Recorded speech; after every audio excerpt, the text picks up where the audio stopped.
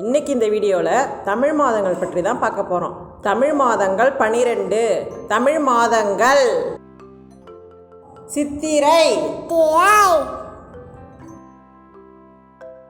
வைகாசி, ஆனி, ஆடி, ஆவணி, புரட்டாசி, ஐப்பசி, Karthigai, மார்கழி, தை, மாசி, Panguni.